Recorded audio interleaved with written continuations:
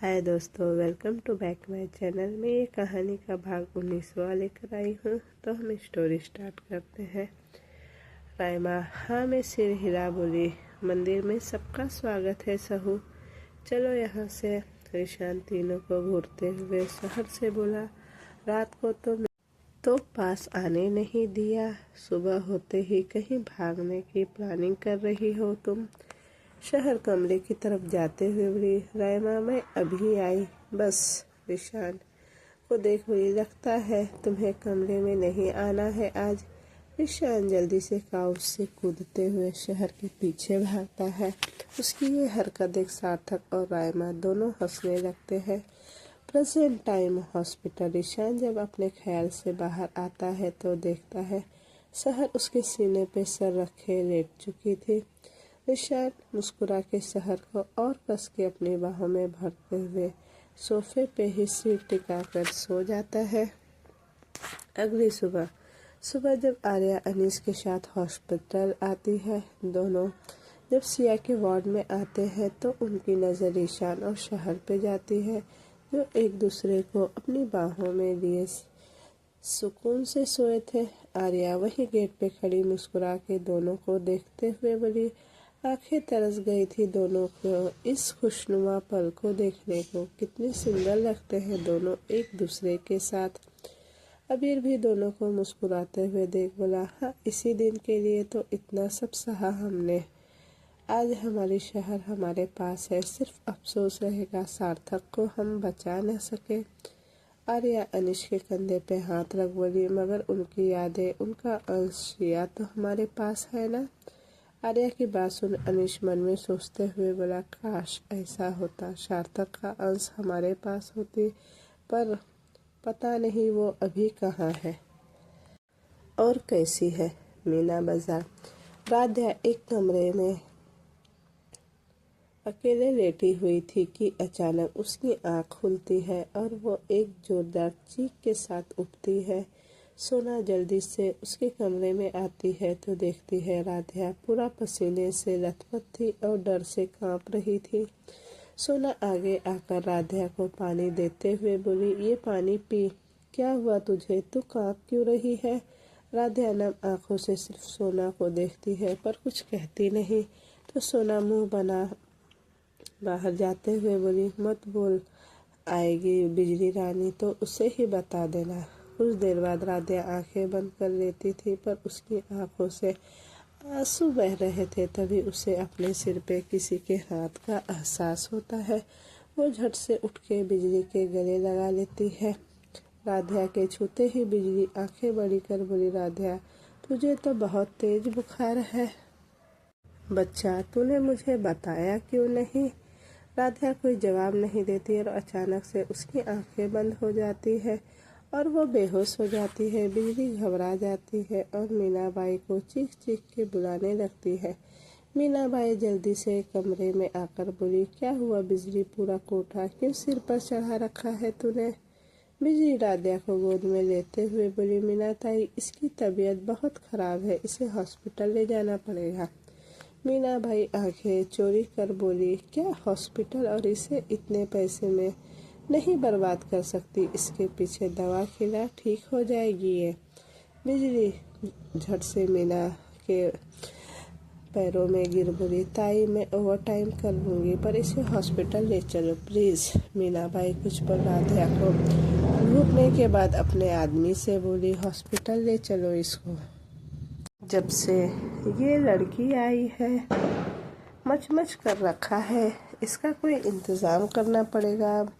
बिजली कुछ आदमियों के साथ राध्या को लेकर हॉस्पिटल आई हुई थी और उसे एडमिट भी कर दिया गया था।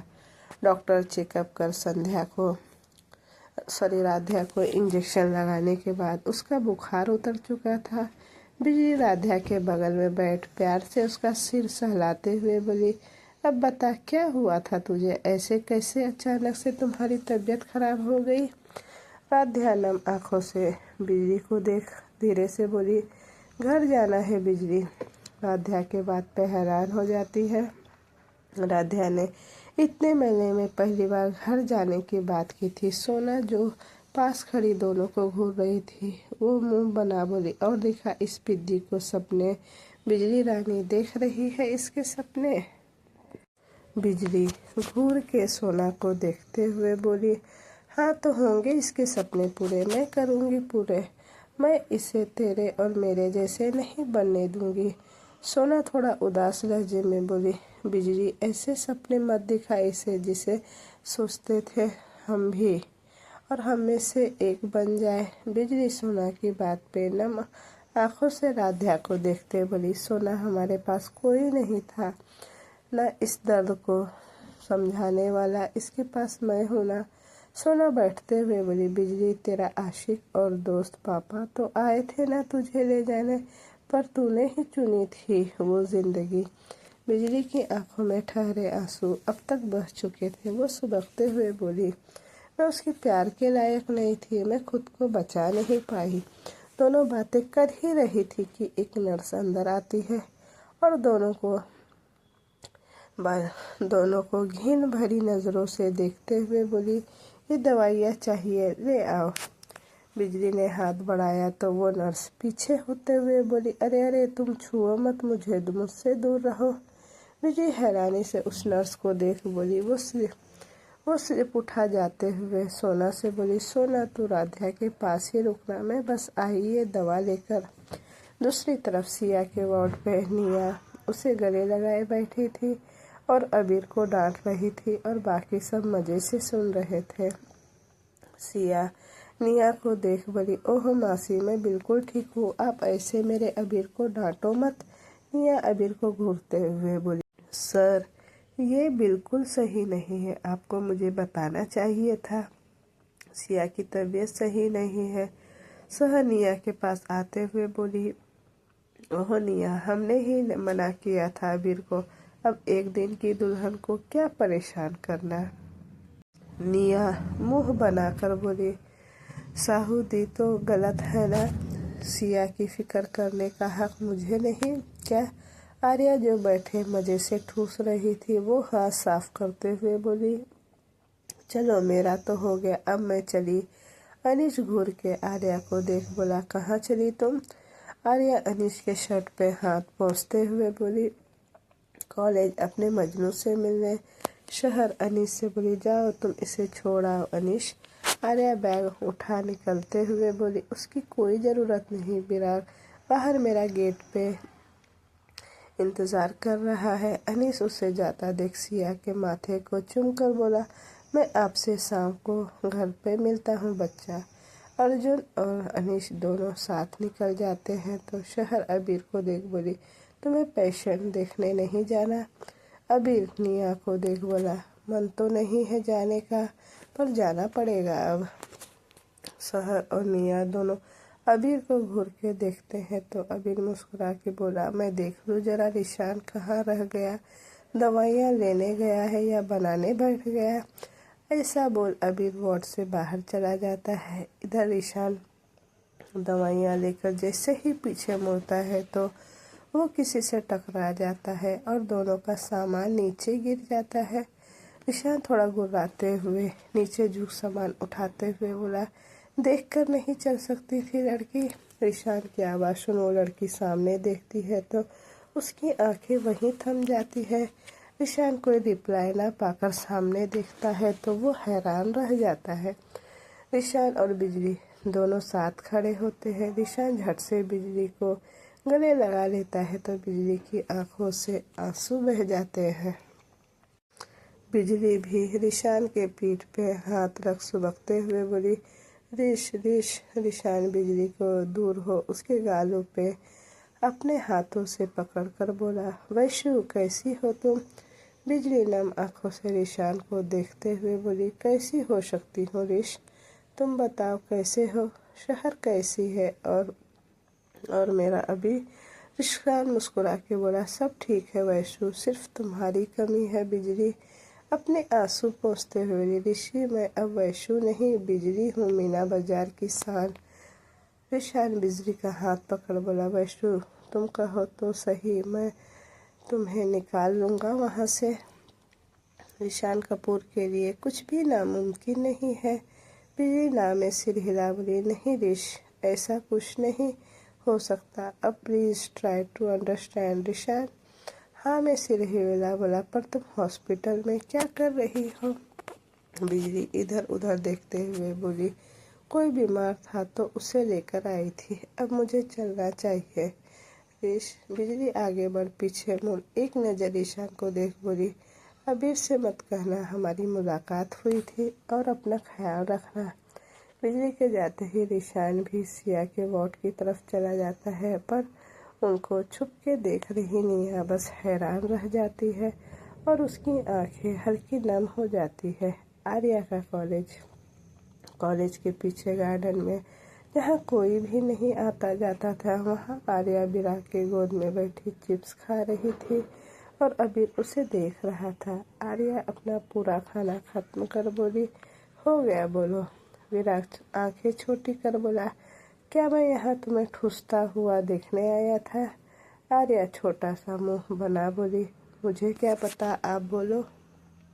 विराग आर्या को कुछ पल गौर से देखते हुए बोला, तुम्हारा खाना हो गया ना, अब मुझे खाना है। आर्या हैरानी से अबीर को देखते हुए बोली, पर मैंने तो सब खत्म कर दिया। विराग आर्या को कमर से पकड़ अपने सीने से सटा उसके होठों को देखते हुए बोला, मुझे तो मीठा चाहिए। पर आर्या विराग के सीने पे हाथ रख बोली, नहीं, आप बाइट करते हो। बिल्कुल नहीं। विराग आर्या के गले पे बाइट कर बोला, तुम मुझे रोक नहीं सकती लिटिल डॉल। आर्या गुस्से से विराग को घूरते हुए बोली, मैं तुम्हें शादी के बाद हाथ भी नहीं लगाने दूंगी। विराग आर्या के डीप क्लीवेज को देखते हुए बोला, मैं अपना हक ले लूँगा खुद। बोल विराग आर्या के होठों को चूमने लगता है। आर्या कस के विराग के कॉलर को पकड़ लेती है तो विराग उसके हाथ को अपने कंधे पे रख अपना एक हाथ आर्या के कमर पे रख उसे सहलाने लगता है।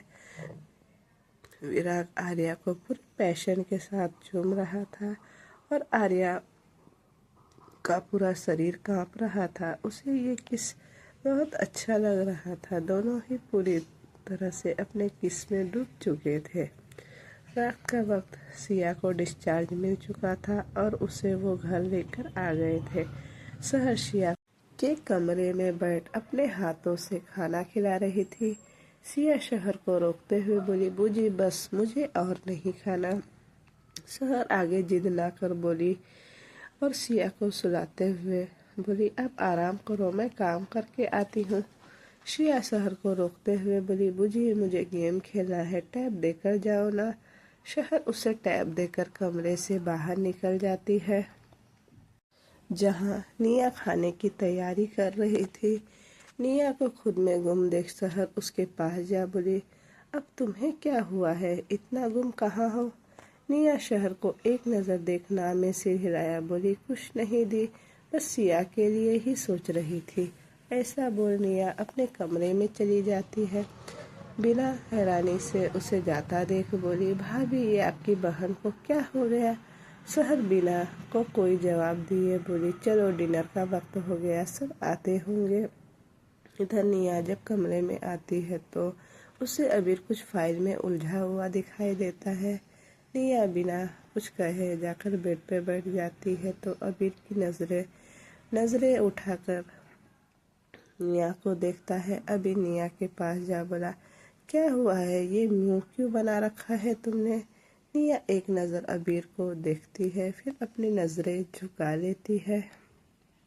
निया को चुप देख अबीर उसके पास जाता है और उसका हाथ अपने हाथों में लेकर बोला, क्या हुआ, तुम्हारा ये सुंदर सा चेहरा मुरझा कैसे गया? निया अबीर को देखते हुए बोली, मैंने आज हॉस्पिटल में वैशु को देखा। सर, निया की बात पे अबीर जमसा जाता है। उसके हाथ से निया का हाथ छूट जाता है, जिससे निया हैरानी से देखती है। अबीर खड़े होते हुए बोला, ऐसा कैसे हो सकता है निया, मुझको उससे मिले सालों हो गए हैं। निया अबीर के कंधे पे हाथ रख बोली, जीजू से बात करते हुए मैंने देखा है उसे, साथ में बहुत खुश है वो। अबीर एक गहरी सांस लेकर कमरे से बाहर जाते हुए बोला, मैं डिनर करने जा रहा हूँ, तुम भी आ जाना। सब टेबल पर बैठे निया और शहर मिलकर सबको सर्व कर रहे थे। अनीश आकर टेबल पे बैठ इधर उधर देखते हुए बोला, आयु को नहीं करना डिनर, वो कहाँ है? ऋषा शहर की तरफ देखता है तो शहर निया को देख बोली, मैं तो हॉस्पिटल से आते ही कमरे में चली गई थी। निया, तुम किचन में थी ना? निया जो अपने ही ख्यालों में खोई थी, वो अपने ख्याल से बाहर आते हुए बोली, नहीं दी, मैंने उसे नहीं देखा। इनफैक्ट वो तो शायद घर ही नहीं आई अभी तक। ऋषान झल्लाकर अपनी जगह से उठते हुए बोला, ये क्या बकवास कर रही हो आर्या? अभी तक घर नहीं आई और किसी को कोई खबर नहीं। अनीश जल्दी से आर्या को कॉल लगाता है पर उसका फ़ोन नहीं लगता है। अनीश दोबारा फ़ोन ट्राई करता है पर फ़ोन नहीं लग रहा था। शहर फिक्र करते हुए बोली, ऋष विराग, उसे कॉल लगाओ ना, आयु उसी के साथ होगी पक्का। ऋषान फ़ोन निकाल विराग को कॉल लगाते हुए घर से बाहर निकल जाता है तो अनीस भी उसके पीछे आ जाता है।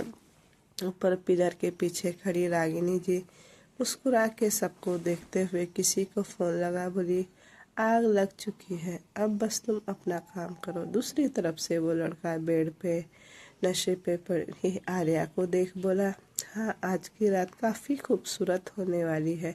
वो लड़का फ़ोन काट कर आर्या को लश्ट भरी नज़रों से देखता है। तभी कमरे में एक आदमी आता है। वो कहता है, बॉस, ईशान कपूर के आदमी चारों तरफ इस लड़की को ढूंढ रहे हैं। वो लड़का हंसते हुए बोला, अब इंसान अपने अडॉप्टेड औलाद को खोजे भी ना, ये कैसी बात करते हो बड़ी? दूसरी तरफ से विराग ऋषान का कॉल देख फ़ोन उठा लेता है तो ऋषान चिल्लाते हुए बोला, विराग, आर्या कहाँ है? ऋषान को इतनी गुस्से भरी आवाज़ सुन विराग हैरान होते हुए बोला, क्या हुआ ऋषान? और तुम आर्या को क्यों पूछ रहे हो? ऋषान विराग को सारी बातें बताता है तो विराग परेशान होते हुए बोला, ऋषान, शाम को मैंने आर्या को उसकी दोस्त रिया के घर के बाहर छोड़ा था। ऋषान बिना कुछ बोले फ़ोन काट देता है तो विराग गाड़ी की चाबी उठा बाहर निकल जाता है। उस आदमी के कमरे से जाते ही वो लड़का आर्या के पास जाकर उसकी जॉ लाइन पे हाथ रख सहलाते हुए बोला, बहुत कोशिश की पर उस ऋषान के होते तुम मेरे बिस्तर तक नहीं आ सकती थी आर्या। फिर आर्या के होठों को उंगली से रब करते हुए बोला, पहले तुम्हें चख लो, फिर शहर को पूरी ज़िंदगी अपनी रानी बनाकर रखूँगा। आर्या जो अध बेहोशी की हालत में थी वो सामने वाले को देख बड़बड़ाते हुए बोली, तुम ऐसा क्यों कर रहे हो? मुझे किडनैप क्यों किया? भाई तुम्हें छोड़ेंगे नहीं। वो लड़का जबड़ा भींचते हुए कस के आर्या के गालों को दबा बोला, फिलहाल तुम्हें कोई नहीं बचा सकता मुझसे। आर्या का शरीर जल रहा था, उसका दिमाग सुन्न पड़ रहा था वक्त के साथ। फिर भी आर्या थोड़ी हिम्मत जुटा उस लड़की को एक लात मारती है जिससे वो लड़का दूर जा गिरता है और आर्या बेड से उतर भागने की कोशिश करती है। वो लड़का गुस्से से खड़ा हो आर्या को कमर से पकड़ बेड पे पटक बोला, बहुत अकड़ है ना तुझ में, पिद्दी सी लड़की, तुझे भी वहीं भेजूंगा जहाँ तेरी बहन साली पहले गई थी। आर्या सिर उठा उसे देखते हुए बोली, तुम ये सब क्यों कर रहे हो? वो लड़का आर्या के गाल पे थप्पड़ मारते हुए बोला, तेरे उस भाई और भाभी ने मुझसे सब कुछ छीन लिया, बहुत इंतजार किया, अब चुन चुन के बदला लूँगा हर एक से। ऋषान अपने आदमियों के साथ रिया के घर में था जहाँ रिया डरी सहमी सी सोफे पे बैठी थी और उसके मॉम डैड घुटने के बल ऋषान के सामने बैठे थे। ऋषान अपनी आईब्रो रब करते हुए बोला, देखो बच्ची, अगर जान प्यारी हो तो बताओ कहाँ है मेरी आयु? रिया हाथ जोड़ते हुए बोली, मुझे कुछ नहीं पता भैया, प्लीज़ हमें छोड़ दीजिए। ऋषान आंखें बंद की और रिया के पिता के पैरों को पास गोली मारता है जो उसके पैर को छूकर निकल जाती है। ये देख रिया चीख उठती है। ईशान रिया के पास जा उसके ब्लडी शॉट आंखों से घूरते हुए बोला, अगर आर्या के शरीर पे एक खरोच भी आई तो तुम्हारे शरीर पे इतने निशान होंगे, दुनिया का कोई डॉक्टर उसे कवर नहीं कर पाएगा। रिया डरी सहमी आंखों से ईशान को देखते हुए बोली, भाई मेरा भरोसा करो, मुझे नहीं पता आर्या कहाँ है, मैं तो आज कॉलेज भी नहीं गई। तुमने आर्या को कॉल कर अपने घर बुलाया था ना? ईशान झल्ला के बोला। रिया डरते हुए बोली, हाँ पर आर्या यहाँ आई ही नहीं। मैंने उससे कॉल किया था पर उसका फ़ोन स्विच ऑफ आ रहा था। अनीश आगे आकर रिया के सामने रिक्वेस्ट कर बोला, रिया तुम्हें कुछ नहीं होगा, ये हमारा प्रॉमिस है। ईशान तुम्हें कुछ होने नहीं देगा, प्लीज़ तुम्हें जो भी पता है बता दो। ईशान अपनी जगह से उठ जाते हुए बोला, अगर आर्या को कुछ भी हुआ तो तुम्हारी लाश भी किसी को नहीं मिलेगी। ईशान के जाते ही रिया जल्दी से अपने पापा के पास आ जाती है और उन्हें उठा के काउच पे बैठाती है। रिया की मम्मी जल्दी से डॉक्टर को कॉल कर बुला लेती है। रिया की मम्मी रिया को चिल्लाते हुए बोली, क्या ज़रूरत थी रिया तुझे ये सब करने की? देख अपने पापा की हालत। रिया झल्लाते हुए बोली, मम्मी ऐसा कुछ भी नहीं हुआ है, गोली छूकर निकली है, पापा ठीक हो जाएंगे। पर उस आर्या को तो सबक मिलना ही था ना, मुझसे विराग को जो छीनने की कोशिश की उसने। रिया की मम्मी रोते हुए बोली, रिया ईशान कपूर है, वो तुझे नहीं छोड़ेगा, वो मेरी बच्ची, मत कर ये सब, बता दे उसे कहाँ है आर्या। रिया के पापा जो दर्द से करहा रहे थे वो बोले, मेरे बच्ची के लिए इतना दर्द मैं सह लूँगा पर उसकी ख्वाहिश पूरी होनी चाहिए। रिया डेविड स्माइल कर बोली, मुझसे मेरा प्यार छीना था ना तुझने आर्या, अब तेरी लाश तक तेरे फैमिली को नसीब नहीं होगी। कपूर हाउस घर में सभी काफ़ी ज़्यादा परेशान थे। रमा जी का बीपी पहले ही हाई हो चुका था, जिन्हें नेहा संभालने की कोशिश कर रही थी। शहर अपने कमरे में अबीर के साथ बैठी थी। शहर इधर उधर चक्कर काटते हुए बोली, अबीर आर्या से किसकी दुश्मनी हो सकती है, उसे कोई क्यों किडनैप करेगा? अबीर अपने हाथ पे टुट्टी रख के बोला, शहर ये सालों पहले शुरू हुई जंग है जिसके वह अंत का वक्त अब आ चुका है। शहर हैरानी से अबीर को देखते हुए बोली, अबीर कैसी जंग और कौन कर रहा है ये सब? अबीर अपनी जगह से उठकर बोला, वक्त का पहिया एक बार फिर घूमने वाला है। इस बार या तो सब ठीक हो जाएगा या फिर सब बिखर जाएगा, जिसे कोई समेट नहीं पाएगा। बोल अबीर कमरे से बाहर चला जाता है। तभी शहर का फ़ोन रिंग होता है। अननोन नंबर देख कुछ पल सोचने के बाद शहर फ़ोन उठा लेती है। सामने वाले की बात सुन शहर के माथे पे पसीने आ जाते हैं। चिंता की लकीर उसके माथे पे साफ साफ देख सकते हैं। फ़ोन कट होते ही शहर गहरी सांस लेकर बोली, नहीं, मुझे जाना ही होगा अपने भाई के कातिलों को सजा दिलाने के लिए, और आयु को निशान ढूंढ ही लेगा। वो सार्थक की आखिरी उम्मीद को कुछ नहीं होने देगा। शहर जल्दी से अपना पर्स उठा घर से निकल जाती है, पर उसे इस तरह निकलता देख अबीर उसे रोकने के लिए उसके पीछे जाता है।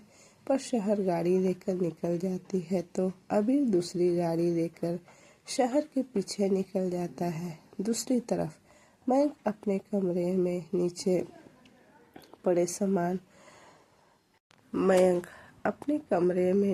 पड़े सामने खड़े शख्स को देख बोला, मैंने तेरा काम कर दिया है, अब तो मुझे जाने दे। वो शख्स हंसते हुए बोला, जाकर उस ईशान को बता दे सारा सच। मयंक हंसते हुए बोला, जो खेल तू खेल रहा है ना, ईशान उसका बाजीगर है। तेरा ये घमंड तुझे मुंह के बल गिराने वाला है, याद रखना। वो शख्स गुस्से से मयंक पे गोली चलाता है पर वो गोली पास की दीवार पे जा लगती है और वो शख्स जाते हुए गार्ड से बोला, मेरा काम हो जाए तो इसे भी मार देना। मयंक उसे जाता हुआ देख बोला, इस बार अगर तूने शहर को हाथ भी लगाया ना, रिशान तुझे जिंदा नहीं छोड़ेगा, याद रखना। वो रिशान नहीं, क्रूर रिशान है जिसके नाम से भी परिंदे कांपते हैं। शहर मैंने हाईवे के पास बने एक खंडर पे जाती है। ये वही जगह थी जहाँ शहर ने सार्थक का खून होते हुए देखा था। शहर गाड़ी से उतर खंडर के पास बने एक छोटे से कॉटेज की तरफ बढ़ जाती है। शहर पसीने से लथपथ थी, उसकी सांसें फूल रही थी, पर उसने हिम्मत नहीं हारी थी। शहर उस कॉटेज के अंदर चली जाती है, पर वहाँ उसे कोई नहीं दिखता है। शहर इधर उधर देखते हुए बोली, क्या कोई है यहाँ, या मुझे कोई सुन सकता है? प्लीज बाहर आओ। तभी शहर को पीछे से किसी के चलने की आवाज आती है, जिससे वो पीछे मुड़ देख हैरानी से बोली, अर्जुन तुम? अर्जुन हाँ में सिर हिला। जैसे ही शहर की तरफ बढ़ता है, कोई पीछे से अर्जुन पे गन तान देता है। शहर जोर से चीखते हुए अर्जुन की तरफ बढ़ती है तो वो गुंडा शहर को वहीं रोकते हुए बोला, आगे मत बढ़ो लड़की, वरना इसे मैं यहीं मार दूंगा। शहर अपनी जगह पे रुकते हुए बोली, कौन हो तुम और क्यों कर रहे हो ये सब? क्या चाहते हो हमसे? शहर ये सब बोल ही रही थी कि तब तक अर्जुन के इशारों को समझ शहर आगे बोलती रही। इसी बात का फायदा उठा अर्जुन पास रखे बॉस को उठा उस आदमी को मारता है, जिसके उसके हाथ से गन गिर जाता है। शहर जल्दी से वो गन उठा आदमी पे तान देती है। अर्जुन उस आदमी को 2-4 लात मार शहर के पास जा बोला, शहर मुझे पता है आर्या कहाँ है, हमें जल्दी वहाँ पहुँचना होगा। शहर अर्जुन को गन दे देती है और अर्जुन के साथ वहाँ से निकल जाती है। अबीर ये शहर के पीछे आया हुआ था, वो बाहर खड़े होकर रिशान का इंतज़ार कर रहा था।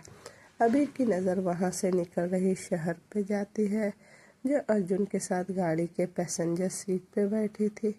अबीर अपने हाथ को जोर से गाड़ी में मारते हुए कान में लगे एयरफोन पे बोला, हम लेट हो गए, वो निकल चुकी है यहाँ से। दूसरी तरफ अनीश और रिशान गाड़ी में बैठे थे। रिशान अपनी आईब्रो रब करते हुए बोला, नेक्स्ट रोशन के लिए निकलो, पर अब हमें आयु तक पहुंचना होगा। दूसरी तरफ रागिनी जी आर्या के सामने बैठ उसे घूर रही थी और आर्या डरी सहमी नजरों से उन्हें देख रही थी। रागिनी जी चलकर आर्या के पास जा बोली, अब भी तुझ में इतनी हिम्मत है कि तू मुझे आंखें दिखाए? आर्या खड़ी होकर रागिनी जी को धक्का मार बोली, तुम क्यों कर रही हो ये सब? क्या बिगाड़ा है हमने तुम्हारा? रागिनी जी गुस्से से एक थप्पड़ आर्या को मारती है, जिससे वो जमीन पे जा गिरती है। आर्या अपने गालों पे हाथ रख रोती हुई बोली, भाई तुम्हें छोड़ेंगे नहीं, बहुत बुरा होगा, याद रखना।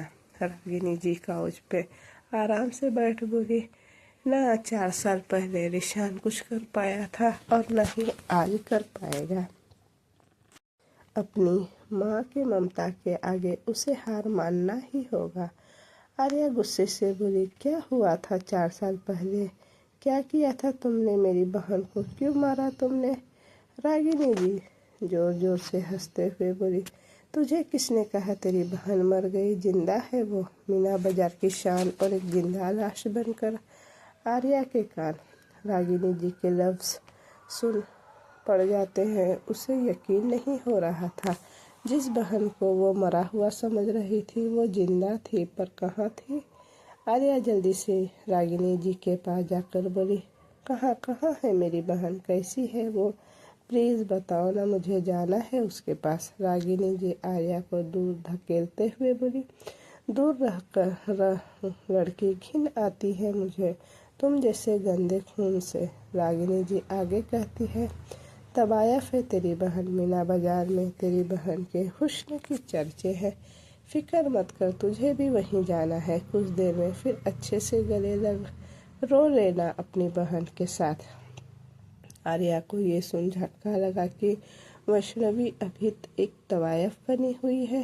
आर्या फूट फूट के रोते हुए आर्या को रोता देख रागिनी जी बोली, बहुत सुकून मिला तेरे ये आंसू देखकर। अब उस शहर को बस हटाना है अपने बेटे की जिंदगी से, फिर सब कुछ सही होगा। आर्या खुद को थोड़ा संभाल अपने आंसू पोंछ बोली, क्या मिलेगा तुम्हें ये सब करके? बोलो हाँ, क्यों हमारी जिंदगी बर्बाद की तुमने? क्या बिगाड़ा था हमने तुम्हारा?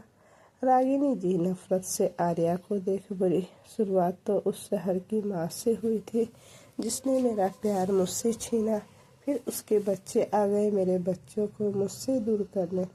मेरा रिशान जिसकी दुनिया मुझसे थी, उस दयावया की बेटी पे दिल हार वो मेरे खिलाफ चला गया, मुझे छोड़ दिया, अपनी अलग दुनिया बसा ली।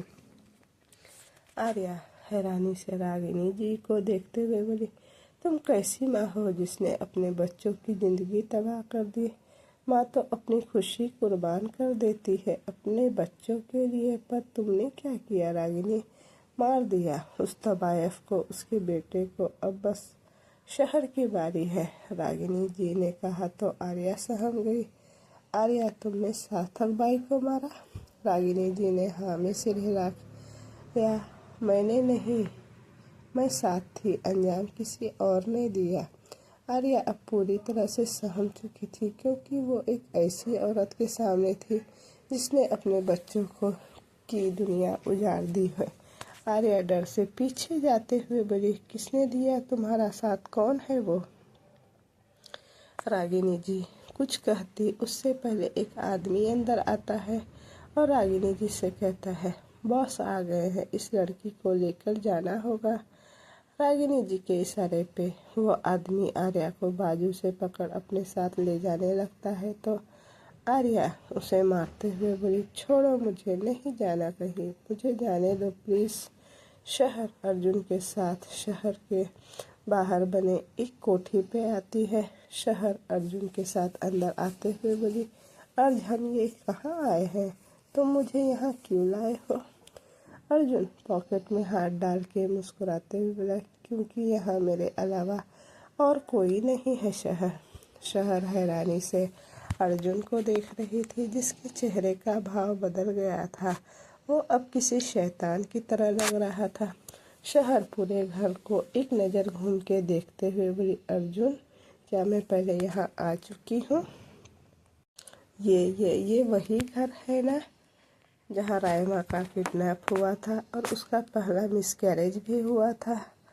अर्जुन वहाँ रखे काउच पे बैठे एक पैर पे दूसरे पैर रख बोला, हाँ मेरी सहू, तुम्हारी याददाश्त काफ़ी अच्छी है, पर तुम्हें पता है वो किडनैपिंग किसने किया था? शहर नामे सिर हिलाते हुए बोली, हाँ रिशान की मॉम ने, क्योंकि उन्हें भाई से रायमा का रिश्ता पसंद नहीं था। अर्जुन हाँ में सिर हिला बोला, बहुत सही जवाब सहू, पर तुम्हारी प्यारी सास ने अकेले तो नहीं कर सकती थी ना, किसी की तो मदद ली होगी।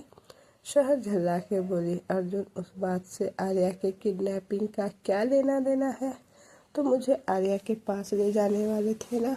शहर की बात पे अर्जुन क्रैक करता है तो दो आदमी आर्या को पकड़ कर ले आते हैं। शहर की नज़र आर्या पे जाते ही उसकी आंखें हैरानी से बड़ी हो जाती हैं। शहर जल्दी से आर्या के पास आते हुए है तो दो आदमी शहर को पकड़ लेते हैं। शहर उनसे स्ट्रगल करते हुए बोली, छोड़ो, क्या कर रहे हो तुम लोग? अर्ज, तुम देख क्या रहे हो? ये सब क्या हो रहा है? अर्जुन के इशारे पे वो लोग शहर को छोड़ देते हैं। शहर आर्या के पास जाती है तो वो अधबेहोशी की हालत में थी। अर्जुन शहर के पास जा आर्या को देखते हुए बोली, ज़्यादा कुछ नहीं, इसे सिर्फ ड्रग्स दिया गया है, इससे इसका शरीर इतना गर्म हो जाएगा कि इसे अपनी आग बुझाने के लिए एक मर्द की छुअन चाहिए होगी, फिर इसकी गर्मी में अपने शरीर के आग बुझाऊंगा। शहर अर्जुन की बात पे शॉक हो जाती है। उसे अर्जुन से ऐसी बातों की उम्मीद बिल्कुल नहीं थी। शहर अर्जुन को देखते हुए बोले, देखो, अगर ये कोई मजाक है तो बहुत ही भद्दा मजाक है। अर्जुन शहर को बाजू से पकड़ अपने पास खींचते हुए बोला, तुम्हें मैं मजाक के मूड में लग रहा हूँ सहू? चलो फिर तुम्हें लाइव शो दिखाता हूँ। क्या कहती हो तुम? शहनाज में सिर हिलाते हुए बोली। अर्जुन, तुम पागल हो गए हो क्या? क्या कर रहे हो तुम? हमें क्यों लाए हो यहाँ? अर्जुन दांत पीसते हुए बोला, तुम दोनों भाई बहन ने, मुंडारों ने मेरा सब कुछ छीन लिया और पूछती हो क्या किया तुमने? शहर घिन भरी नजरों से अर्जुन को देखते हुए बोली, हमने क्या किया? जो किया दादी ने किया। हमारी क्या गलती थी? हाँ, उस बुढ़ी को तो सजा मिल ही रही है, पर अब तुम लोगों की बारी है। जितना बेइज्जत तुम लोगों की वजह से मैं हुआ हूँ, और जो भी तुमने मुझसे छीना है सबका बदला लूंगा आज मैं। अर्जुन अपनी जगह पर इधर उधर फिरते हुए बोला, बदला तो तुम तब लेना जब खुद बच सको। हाथ में गन लिए अबीर ऊपर रेलिंग में खड़े होकर बोला, तो अर्जुन उसे देख हैरान रह गया। अर्जुन अपने आदमी की तरफ इशारा कर बोला, देख क्या रहे हो? मार दो उसे। अब कोई नहीं बख्श जाएगा। दो लोग जैसे ही अबीर के पास आते हैं, अबीर उन पे शूट करता है। वो दोनों एक एक कर जमीन पर गिर जाते हैं। अर्जुन जोर जोर से हंसते हुए बोला, तुम अकेले मेरा क्या ही बिगाड़ लोगे मेरे बहनोई जी? अर्जुन के इतना कहते ही एक साथ चार लोग अबीर के आगे आते हैं। अबीर चोर नजरों से देख एक गहरी सांस लेता है, फिर एक रात अपने सामने खड़े आदमी को मारता है, जिससे वो नीचे जमीन पे गिरता है। दूसरे आदमी की नाक पे अबीर अपने सिर से मारता है, और चौथे आदमी के दोनों टांगों के बीच लात मारते हुए अबीर अर्जुन को देख बोला, तुझे ऐसी जगह मारूंगा तो जिंदगी में कभी किसी लड़की की तरफ आंख उठा के नहीं देखेगा। अर्जुन मुस्कुराते हुए बोला, अच्छा तो अब पहले मुझे तुझसे लड़ना होगा। फिर दांत पीसते हुए बोला, अगर मैं अपने भाई को मार सकता हूँ तो फिर भी मेरा बहनोई है। शहर हैरानी से आंखें बड़ी कर अर्जुन को देखते हुए बोली, सार्थक भाई को तुमने मारा? अर्जुन अर्जुन आंखें बंद कर ड्रामा करते हुए बोला, ओहो सहू, तुम्हें अभी नहीं बताना था, तुमने सुन लिया। शहर एक थप्पड़ अर्जुन के गाल पे मारते हुए बोली, क्यों किया तुमने ये सब अर्जुन? क्यों? हमने क्या बिगाड़ा था तुम्हारा? बोलो। शहर अर्जुन को कॉलर से पकड़ सवाल कर ही रही थी कि तभी रागिनी जी चुपके से अबीर के सिर पे पीछे से वार करती है, जिससे अर्जुन जमीन पे जा गिरता है। शहर रागिनी जी को देख सिर्फ हैरान थी। अर्जुन उन्हें हंसते देख बोला, अरे वाह पार्टनर, तुम तो बड़ी काम की चीज निकली। मुझे लगा तुम्हारी उम्र हो गई है। रागिनी जी अपने हाथ में पकड़े रॉड को फेंकते हुए बोली, ऐसे कैसे पार्टनर? जब खेल साथ शुरू किया है तो खत्म भी साथ ही करेंगे ना। रागिनी जी शहर को इतना शौक देख बोली, क्या हुआ? बहुत शौक मत हो, आगे बहुत कुछ जानना बाकी है तेरा। शहर अपनी जगह पे बैठ रोते हुए बोली, क्यों क्यों किया आप दोनों ने ये सब हमारे साथ?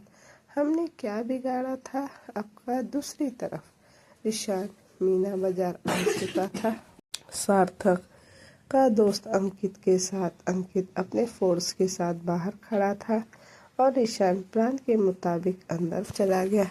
ईशान ने पहले ही मीनाबाई को लड़की के लिए कह दिया था, जिसकी वजह से मीनाबाई हर उम्र के बच्चों से लेकर बड़ी औरतों तक रिशान को दिखाने के लिए लड़कियां रेडी रखी थी। मीनाबाई ने रिशान का नाम सुना था, पर कभी उससे मिली नहीं थी। रिशान कोठे के बरामदे पे बैठा था और मीनाबाई उसके सामने बैठी थी। रिशान इशारा करते हुए बोली, लड़की दिखा। मीनाबाई हाँ में सिर हिलाते हुए बड़ी बेशर्मी के साथ बोली, साहब लड़की तुम्हारे पसंद की है, पर मोल मेरे पसंद का मंजूर है। रिशान अपने एक गार्ड को इशारा करता है तो वो जल्दी से नोटों से भरा बैग मीनाबाई के आगे कर देता है। इसे देख मीनाबाई की आंखें बाहर आने को होती है। वो जल्दी से अपनी लड़कियों से बोली, लाओ लाओ जल्दी लड़की लाओ। कुछ ही देर में बहुत सारी लड़कियां रिशान के सामने खड़ी होती है। रिशान हर लड़की को अच्छे से देख रहा था। वो उन छोटी बच्चियों को भी देख रहा था जो उसके सामने खड़ी थी। रिशान का दिल उन छोटी बच्चियों को देख पसीज गया। उसका दिल हुआ अपने बंदूक की सारी गोलियां मीनाबाई के सीने में उतार दे, लेकिन उसका प्लान कुछ और था जो जोश में नहीं, उसे होश में काम लेना था। दूसरी तरफ रिशान का इशारा मिलते ही अपने फोर्स के साथ छापा मार चुका था। अंकित अपने आदमियों के साथ जबरदस्ती लाए जाने वाली लड़कियों को निकाल रहा था। उसे काफ़ी ऐसी लड़कियां भी मिल गई थी, क्योंकि रिशान के कहने पे अंकित अपने फोर्स से 2-4 लड़की को भी यहाँ भेजे हुए था। रिशान मीनाबाई के सामने सारी लड़कियों को देखते हुए बोला, मुझे और लड़की देखनी है। मीनाबाई कुछ भी कहती या सुनती, ऊपर से शोरगुल की आवाज़ सुनाई देती है। एक लड़की ऊपर से चीखते हुए बोली, मीनाबाई, पुलिस ने छापा मार दिया है। ये मोटी पार्टी नहीं, पुलिस का आदमी है। उस लड़की की बात सुनते ही मीनाबाई घूर के रिशान को देखती है, जो पहले ही उसके सारे लोगों के ऊपर गन ताने खड़ा था। मीनाबाई एक गहरी सांस लेकर बोली, देखो साहब, मेरा तुमसे कोई मसला नहीं है। तुम्हें जो चाहिए वो लो और हमें छोड़ दो। मीनाबाई के कहते ही रिशान अपनी गन से मीनाबाई पे शूट करता है, जो उसके बाजू को छूते हुए वहाँ से निकल जाती है। तो दोस्तों, ये कहानी अब मैं यहीं तक रहने देती हूँ। इसका नेक्स्ट पार्ट मैं जल्द ही लेकर आऊँगी। तो दोस्तों, आपको कहानी अच्छी लग रही है और इसी तरह की कहानी आपको और चाहिए तो मेरे चैनल को लाइक शेयर एंड सब्सक्राइब ज़रूर कीजिएगा। बाय।